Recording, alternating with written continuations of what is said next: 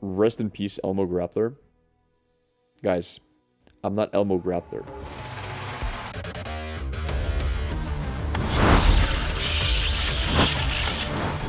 Boom! New cards. Let's go one by one. Pesky Specter. It's an ephemeral 0-cost 1/1. Create 2 copies of me in the enemy deck. Very, very interesting. So, okay, sure, it makes the opponent whiff allegiance, but that's not its main use. Like, that's a very niche use. I think the biggest positive point for this card is it costs 0. There's not enough 0-cost cards in the game. It's a 0-cost 1/1 they can chump block, and that ruins opponent draws. And it activates stuff like Nightfall, right? I think that's pretty cool. I think it's pretty cool, and I think it is playable. Shark Chariot approves of it. Why? Yeah, I mean, it's a 0-cost attack with Shark Chariot as well. Now, what kind of deck would it see play in? I'm not 100% sure. I mean, it's not a horrible turn 1 play. It does, but it's like, it's 0 mana, do 1 to face, right? For Fearsome, since the opponent draws a 1/1. Yeah, it also does mess with draw. But you gotta have more reasons to run it. You have to have more reasons to run this in a deck. You want this for, like, let's say, like, imagine that with, like a Crocolith target, right? Stuff like this. I think here, for example, it's pretty dang decent. It can give you Crocolith a lot easier. I think, for example, stuff like this. Like, I mean, I'm not saying you're gonna play it in a freaking Noxus deck, but like, you want it to be something that gives other, like, you need to have cards that synergize with it properly. You need to have some synergy to go along with it. I don't really know what it can work with. Like, it synergizes somewhat with Ravenous Butcher. It synergizes somewhat with stuff like Bark Beast and Ephemeral decks. Because Bark Beast is really good with Shark Chariot, for example. Well, this can give you an activator for Bark Beast on turn 1. Like, it's not a bad turn 1. This into Bark Beast, open attack. You've got a 3/3 attacking that can't be blocked. That's pretty decent. 0-cost activate Nightfall. Yeah, exactly. Nightfall activator for sure. It's definitely good. It's like basically a Lunari Dustbringer, right, for 0, which is kind of crazy. That's actually crazy to think about. Yeah, I mean, it could really replace Lunari Dustbringer. All memes aside, it could do a good job doing the same thing. Because it has the upside of ruining your opponent's draws. You can have a turn 1 Bark Beast into Pesky, into Butcher. You could. You can do Bark Beast, Butcher on the same turn 1. That's pretty strong, actually. Like, it could definitely see plays in those kinds of decks. I could see it seeing play in that kind of deck for sure. It's not going to be a tier 1 card, most likely. It might see some play early on. And who knows, it might end up being good. It might see play in tier 1 decks, but I'm not calling it a tier 1 card by any means. It's an interesting card to look out for. Evershade Stalker. I don't know. It's just okay. If it could block, it would be amazing. If this card could block, this card would be great, but it can't block, unfortunately. So, I think it could see play in some kind of really fast burn deck. Like somebody just said, you could see this in Prankster Burn. It's an okay card. I mean, it's okay. It has some niche uses. You can use it in a deck that has like no draw, and you just use this as a pseudo draw, so you can actually refill your board and be more offensive. I still don't think it's going to see much play. If it could block, it could be used in control decks, but since it can't block, there's no control deck that can use it. It works with Victor though. It can give you 5 augmented ephemerals. I mean, Victor reduces its cost, and that's about it, right? The fact that it's a create card, and there is some create synergies going around, makes me think it might see some play if we see something really cool with Zoe. I don't know. But at the moment, I don't think it's going to see much play. Not in tier 1 decks. Maybe some fun decks. You wish it could block. It would be amazing if it could block. Copy isn't fleeting. This seems really good to fill curve late game. Yeah, that's what I'm saying. The copy is not fleeting. That's why I said it could see play for decks that don't run much draw. So like if you have empty hands, this is just permanent amount of cards as long as you have another card to play before it to get the Nightfall effect. Solari Sunforger. Holy crap, that's a strong card. I mean, sure, it's not 100% great. A lot of times you're going to play it, you're going to attack, and the opponent is just going to use Noxian Fervor, and what? You lose all value for it. But it's still a 4-mana 5/4. It's still a 4-mana 5/4. Almost always aggro decks have a way to deal with this, but still. Heal for 5? Yeah, it has 5 lifesteal. A lot of the time it's just going to attack and give you 5 HP.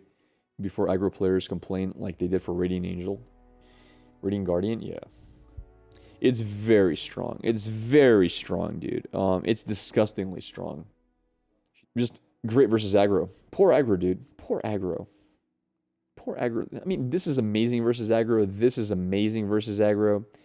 I feel bad for aggro. Actually done for... Yeah, it's actually done. It's true. Aggro's actually dead. Alright, great card. Next card, Moonlight Affliction. Wow. What do you say to that? Better Hush? Pretty much. And it's not just the silence, it's the freaking Nightfall effect, guys. Like, this is a strong as hell offensive card, and a strong as hell defensive card. Oh, your opponent has 2 Mistwraiths? I don't care. They're both 2/2s. Oh, your opponent plays an Undying deck. Kick. Both your Undyings are permanently dead, and they're also 2/2s. Oh, your opponent played Field of Rush. Kick. Your Trinimir gets silenced, it dies to a 4 attack unit, and your freaking other dude is a 5. I mean, it's burst, chat. You can't stop it. You cannot stop it. And then on the flip side, 2 units can't block? That's insane! If you have 6 units on board, and 2 of your opponent's ones can't block, you're getting at least 2 hits into face.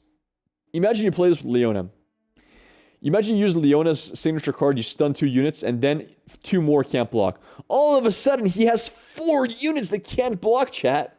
You might literally just have lethal easily that turn. How do you stop that? This is going to be insane in a Daybreak deck. Insane. This in Daybreak, I'm calling it now, is going to be ridiculous. I'm scared. Leona has to be tier 1. With these 2 cards, I think so. I think with these 2 additions, Leona might very well be just freaking tier 1 all the way. Leona's crazy now, for sure. This is the card Leona needed. And this is just a great addition as well. Oh my god, how do you beat Leona now? It's just insane. Well, you know how you beat Leona? With this. This beats every deck in the game, I think. I'm not even kidding. I think Grand Plaza beats every deck in the game. Targon's Peak. I mean, this is Hearthstone incarnate. This is... I think a Hearthstone dev randomly infiltrated the lore ranks of devs. And was like, hey guys, I got a great idea. What do you think of this? Targon's Peak is very powerful. How do you guys feel about this card? Zero cost Field Rush for both me and you? Yeah.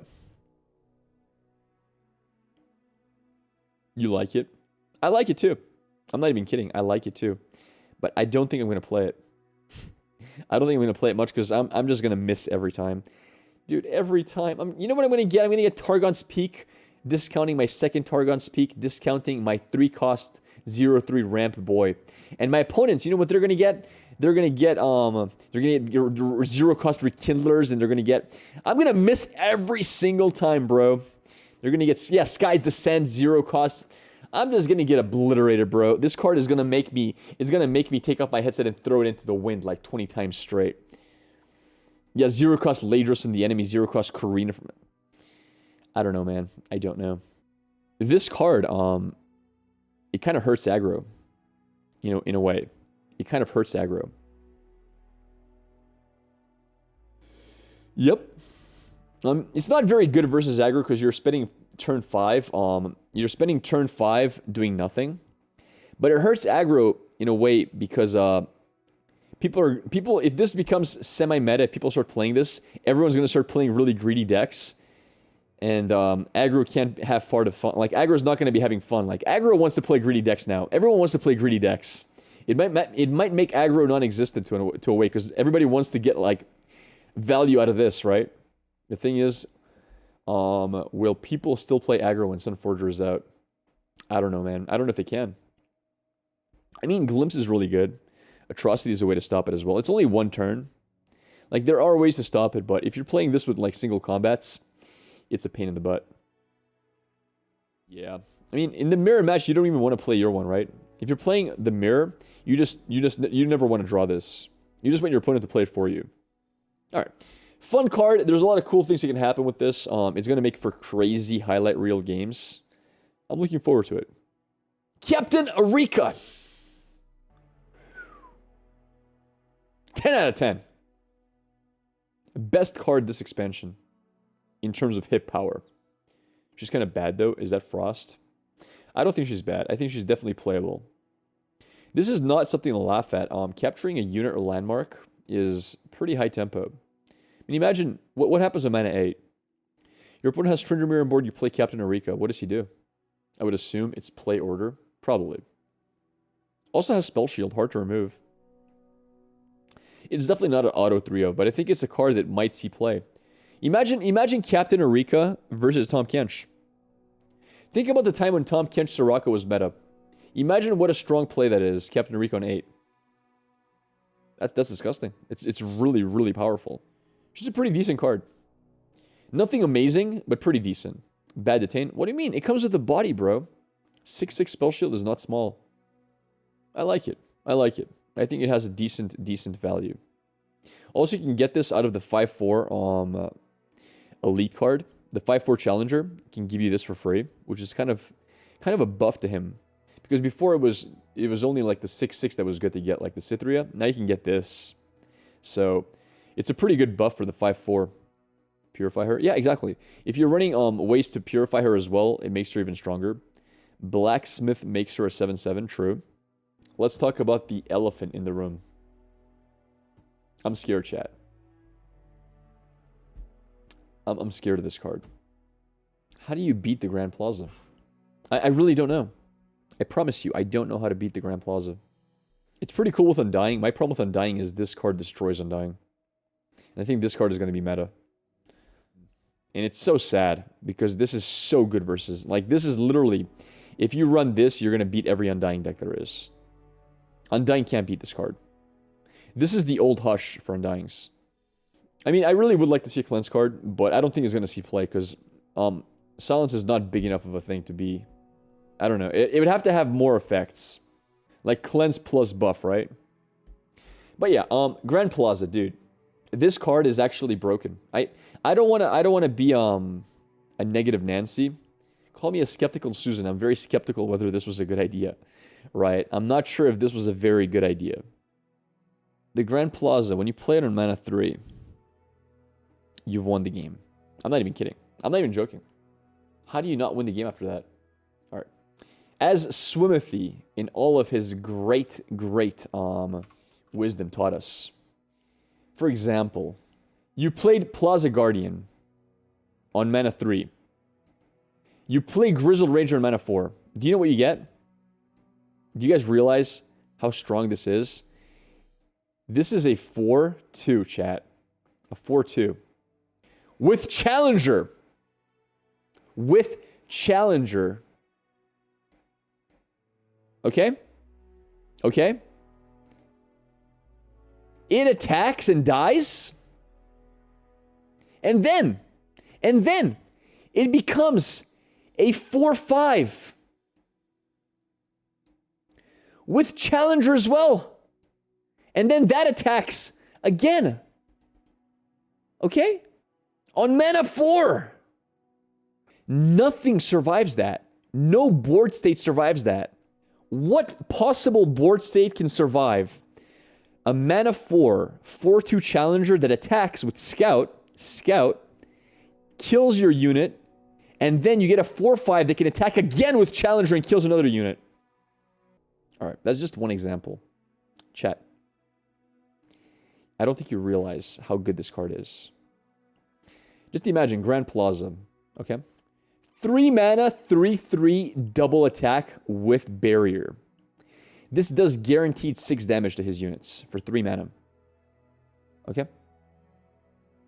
Island Navigator, you get 2 units. You get a 3/5 Challenger plus a random like 3/2 Challenger from the 1-drop for 4 mana. Okay?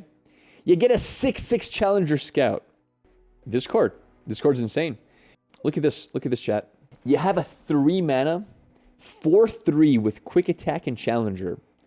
That levels up, and then for the rest of the game, you can play every single turn a 4 mana, 5/4 challenger with rally.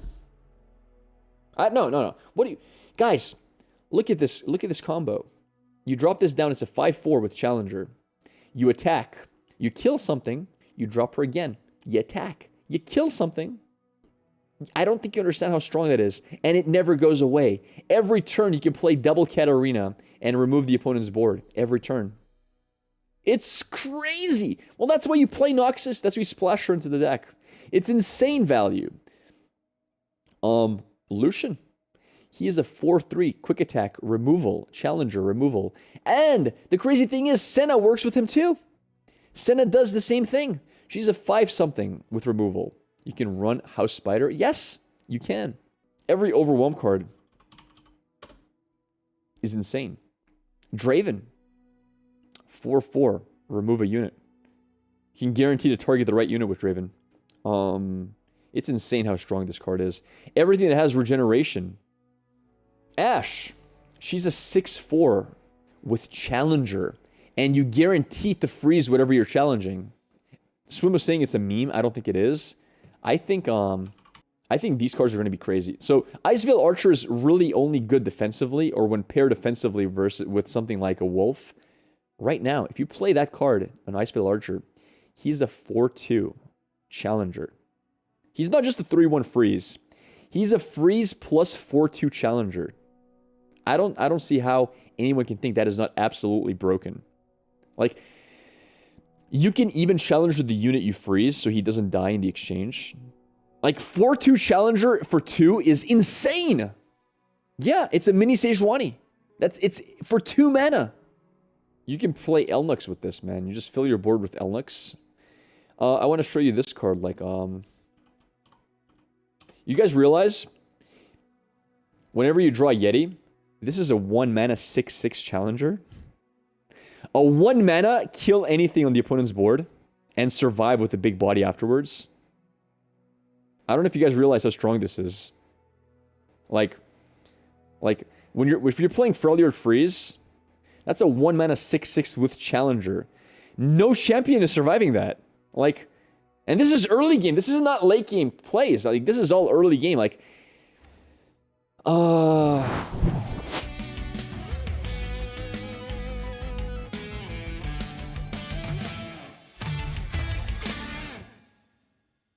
the hell is that?